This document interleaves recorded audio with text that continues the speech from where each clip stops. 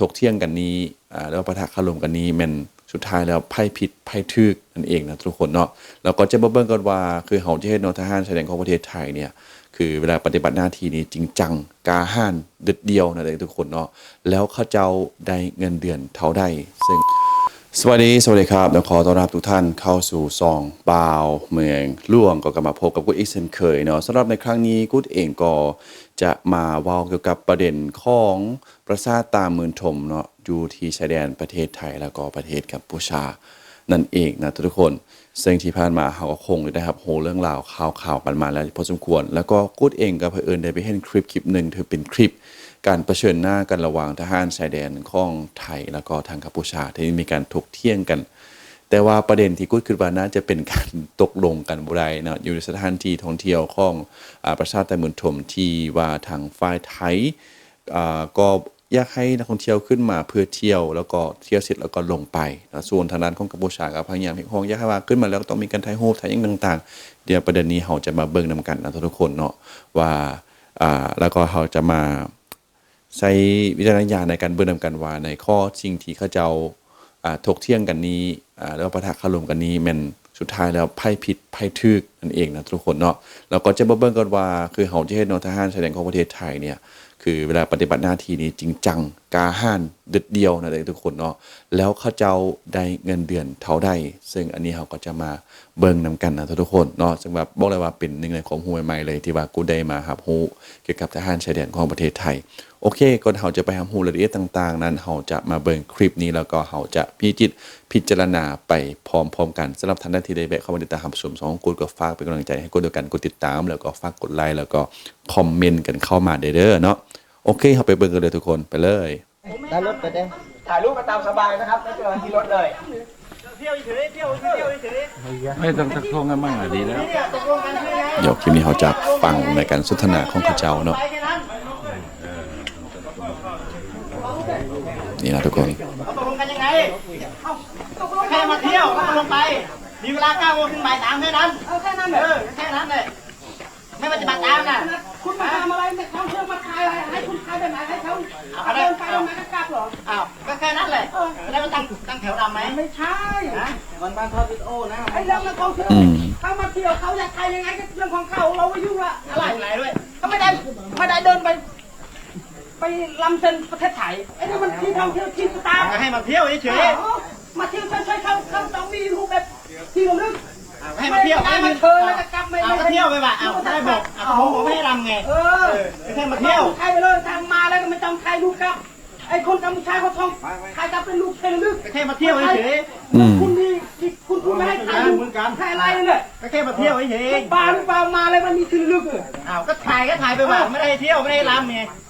อย่าแม่ก็เที่ยวเฉยเที่ยวชมเสร็จกลับไหว้แค่นั้นข้อตกลงก็มีแค่นี้มันไม่ใช่หรอกต้องใครลูกเลย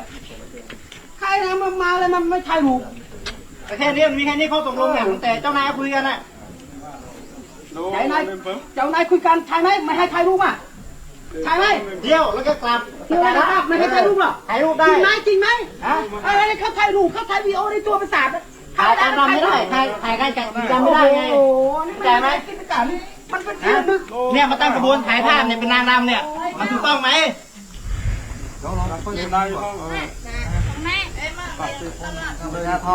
ถ่ายรูปแบบนี้ถ่ายรูปมันไม่เราก็ไม่เคยทำไงไม่ถ่ายวิดีโอแล้วมันใจได้ไงเราไม่ถ่ายอ่ะไอ้คุณมาทำอะไรไม่ได้นะเข้ามาเที่ยวเขาก็ต้องมีที่ลึกถ่ายภาพคือมันไม่มีการปฏิบัติแบบนี้มาก่อน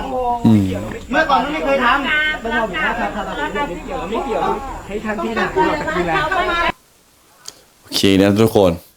ก็ว่างๆทุกคนก็คงจะได้ยินไปในทิศทางเดียวกันเองทุกคนแต่เราจะมาวิเคราะห์เบิ่งคำเว้าเนาะของทางซ่องฝ่ายว่าน้ำหนักได้จะหลายกว่ากันนั่นเองทุกคนเนาะ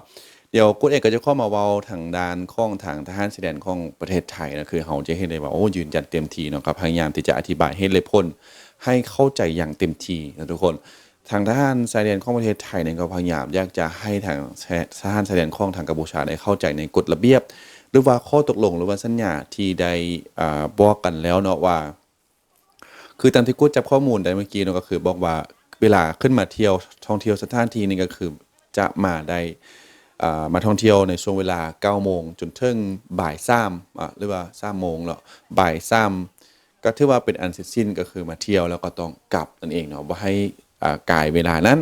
แล้วก็ส่วนทางด้านก็การถ่ายรูปหรือถ่ายวิดีโอต่างๆกูคิดมาเนาะก็คือบ่อยากให้มีการมาถ่ายรูปถ่ายวิดีโออยู่นี่เพราะว่าเกรงว่าจะเป็นการมาเฮ็ดสัญลักษณ์อีหยังต่างๆเนาะโดยที่ผ่านมาคือเฮาจะเห็นเลยล่ะมันก็จะมีการถ่ายวิดีโอสัญลักษณ์มาถ่ายวิดีโอห้องเพลงสาดอีหยังต่างๆจุดสถานที่แห่งนี้เนื่องจากว่ามันเป็นสถานที่อ่อนไหวก็ว่าได้นะทุกคนเนาะเพราะว่ามันอยู่ในชายแดนของทางไทยแล้วก็ของกัมพูชาฉะนั้นก็เลยเป็นกฎที่ว่าขึ้นมาท่องเที่ยวได้ถ่ายรูปก็อาจจะถ่ายได้อาจจะถ่ายเป็นตัวประสาทเองต่างๆได้แต่ว่าอาจจะบ่ได้ให้มีการแบบมายืนเรียนเที่ยวแล้วก็ถ่ายรูปเป็นการส่วนสัญลักษณ์ต่างๆอันนี้ทางทหารไทยก็พยายามจะอธิบายแบบนี้แต่ทางด้านส่วนของกัมพูชาก็พยายามบอกว่าอยากให้ท่องเที่ยวขึ้นมาแล้วอยากให้มีการถ่ายรูปถ่ายอย่างต่างๆสิเนาะนะก็เกิดเป็นการถกเถียงกันแบบนี้แล้วสำหรับท่านผู้ชมทางบ้านนี้มีความคิดเห็นกันแบบใดก็ฝากคอมเมนต์กันเข้ามาได้เด้อเนาะโอเคนะเราทุกคนก็ถือว่าเป็นเรื่องราวเนาะอยู่ที่ประชาธรรมมื่นทมคือหลายๆคนก็คงจะฮู้กันแล้วเนาะว่ามีที่ไปที่มากันแบบใดเนาะแต่ตามที่ในข้อมูลนี่เพิ่นก็บอกว่าสำหรับทางประชาธรรมมื่นทมเนี่ยถือว่าเป็นทางด้านกรมศิลปากรแล้วก็มีการขึ้นทะเบียนแล้วนะทุกคนเนาะเป็นการขึ้นทะเบียนประชาธรรมมื่นทมเนี่ยเป็นโบราณสถานของไทยเนาะตั้งแต่ปีพ.ศ. 2478แล้วก็อยู่ในความดูแลของสำนักศิลปากรที่5ปราจีนบุรีนั่นเองทุกคนอันนี้ก็เป็นหนึ่งในข้อเอกอ้างให้ฮู้ว่าทางประชาธรรมมื่นทมนะที่จริงแล้วก็ได้มีการขึ้นทะเบียนในปีพ.ศ. 2475จากทางข้อภัยเนาะพ.ศ. 2478เนาะจากทางกรมศิลปากรของประเทศไทยกันอยู่แล้วนั่นเองเนาะ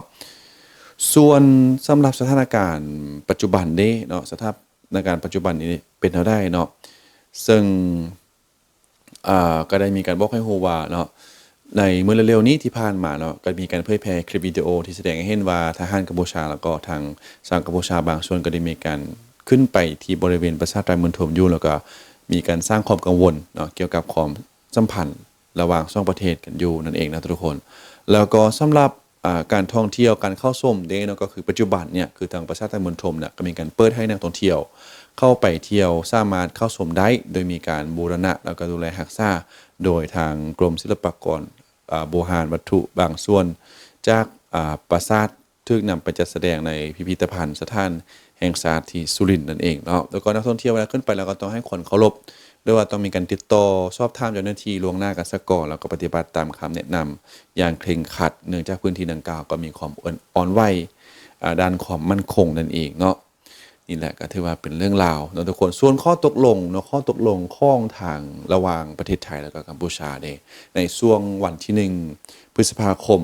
2025ที่ผ่านมาก็ได้มีการประชุมทางคณะกรรมการชายแดนทั่วไปไทยกัมพูชาก็เรียกว่าเป็น GBC เนาะที่กรุงเทพมหานครทั้งสองฝ่ายก็ได้มีการตกลงร่วมกันให้กองกำลังข้องทางไทยแล้วก็กัมพูชามีการถอยกลับไปยังจุดเดิมที่เคยประจำการเนาะเพื่อลดความตึงเครียดแล้วก็เลี่ยงการเผชิญหน้าในพื้นที่ปราสาทตามเมืองทมแต่ว่าทางนี้ทางนั้นเนาะทางด้านของแม่ทัพภาคที่2พลโทบุญสิ้นภาคกลางเนาะก็ได้มีการสั่งให้ทหารไทยยังคงตรึงกำลังในพื้นที่เพื่อรักษาอธิปไตยและก็ความสงบเรียบร้อยโดยยืนยันทางปราสาทตามเมืองทมยังคงเป็นของไทยและก็สถานการณ์ในพื้นที่ยังคงปกตินั่นเองสรุปแล้วเนาะทุกคนก็คือถึงแม้ว่าจะมีความตึงเครียดในส่วนที่ผ่านมาแต่โดยการเจรจาและการขอความร่วมมือระหว่างไทยและกัมพูชาก็เฮ็ดให้สถานการณ์บริเวณปราสาทตามเมืองทมมีแนวโน้มที่จะดีขึ้นเนาะโดยทั้งสองฝ่ายตกลงที่จะมีการลดการเผชิญหน้าแล้วก็หาสร้างความสงบเรียบร้อยในพื้นที่และก็ตามก็ต้องติดตามการพัฒนาของสถานการณ์อย่างใกล้ชิดนั่นเองคือเราจะเห็นเนาะข่าวในปัจจุบันนี้ก็เห็นว่าได้มีกองกำลังของทางทหารชายแดนของประเทศไทยก็ยังคงตรึงก็ยังคงมีการเคลื่อนกำลังเข้าไปในเขตพื้นที่กันอยู่นั่นเองเนาะเพื่อความพร้อมต่างๆนั่นเองนะและทีนี้คือเราจะเห็นการปฏิบัติหน้าที่ของทหารชายแดนของประเทศไทยและประจำการชายแดนของประเทศไทยเนี่ยมีความคือเอิ้นว่าทุ่มเทแล้วก็เต็มที่ในการปฏิบัติหน้าที่เพื่อเป็นการปกป้องอธิปไตยพื้นแผ่นดินอันครบถ้วนเนาะของชาวไทยไว้เนี่ย แล้วเขาเจ้าได้รับเงินเดือนเท่าใดอันนี้ก็เป็นสิ่งที่ว่ากุดเองก็อยากรู้เช่นเดียวกันเนาะว่าทหารของชายแดนประเทศไทยได้มีการปฏิบัติขนาดนี้น่ะเขาจะได้เงินเดือนเท่าใดซึ่งจะเริ่มต้นกันที่พลทหารประจำการหรือว่าทหารเกณฑ์โดยเงินเดือนพื้นฐานก็จะเริ่มต้นอยู่ที่ 15,000 บาทต่อเดือนโอ้ 10,000 นี่ก็เป็นเงินลาวปัจจุบันก็ประมาณ6ล้าน6แสนกว่ากีบนั่นเองทุกคนก็ถือว่าหลายอยู่ได้เนาะรวมค่าครองชีพแล้วก็เบี้ยเลี้ยงประจำพร้อมเนาะเบี้ยเลี้ยงในสนามหากว่าปฏิบัติหน้าที่นอกที่ตั้งเนี่ยเช่นว่าชายแดนก็จะได้รับเพิ่มอยู่ที่200 บาทต่อมื้อเนาะส่วนนายทหารประทวนหรือว่ายศ10 ตรีถึงจาก10 เอกเนี่ยเงินเดือนพื้นฐานก็จะเริ่มต้นอยู่ที่ 350 บาทต่อเดือนแล้วก็สามารถเพิ่มขึ้นตามสัญญาแล้วก็ประสบการณ์สูงสุดถึง 54,800 บาทต่อเดือนส่วนทางด้านนายทหารสัญญาบัตรเนาะสัญญาบัตรเนาะยศร้อยตรีถึงร้อยเอกเนี่ยเงินเดือนพื้นฐานก็จะเริ่มต้นอยู่ที่ 6,470 บาทต่อเดือนแล้วก็สามารถที่จะเพิ่มขึ้นตามขั้นยศแล้วก็ประสบการณ์สูงสุดถึง 54,800 บาทต่อเดือนโว้ 54,000 5630ราว40 ล้านกีบต่อเดือนนะทุกคนถือว่าสูงหลายอยู่พอสมควรเนาะส่วนสันดานสิทธิประโยชน์เพิ่มเติมสำหรับทหารชายแดนของไทยนี่มีอย่างใดมาเบิ่งกันก็ขึ้นว่าเรื่องเบี้ยเลี้ยงสนามเบี้ยเลี้ยงสนามสำหรับการปฏิบัติหน้าที่เนี่ยนอกที่ตั้งนะเช่นว่าชายแดนจะได้รับเพิ่มเป็น200 บาทต่อวัน200 บาทต่อวัน200 บาทถึงอยู่ประมาณ 120,000 หรือว่า 120,000 หรือว่าประมาณ 130,000 กีบต่อมื้อทุกคนเนาะแล้วก็ค่าตอบแทนพิเศษรายเดือนสำหรับผู้ที่ออกปฏิบัติหน้าที่ราชการสนามนะพื้นที่พิเศษนะเช่นว่าจะเป็น3จังหวัดชายแดนภาคใต้จะได้รับเพิ่มเป็น 2,500 บาทต่อเดือนแล้วก็การนับเวลาราชการเป็นทวีคูณขึ้นเนี่ยทุกคนเนาะหากว่าประจำการในพื้นที่จังหวัดชายแดนภาคใต้เช่นว่าจะมีปัตตานียะลาแล้วก็นราธิวาสเนาะเวลาราชการจะนับเป็นทวีคูณเช่นว่าถ้าว่ามีการปฏิบัติงานนี่4 เดือนก็จะนับเป็น8 เดือนไม่ควรจะเป็นการมาคูณ2เป็น8 เดือนกันเลยหมายความว่าคูณระยะเวลาให้ถือว่าก็การตอบแทนหลายอยู่พอสมควรเนาะแล้วก็ทั้งนี้ทั้งนั้นเนาะถึงว่าจะมีการปฏิบัติหน้าที่แต่ว่าเงินเดือนของทหารที่ประจำการตามแนวชายแดนไทยในปี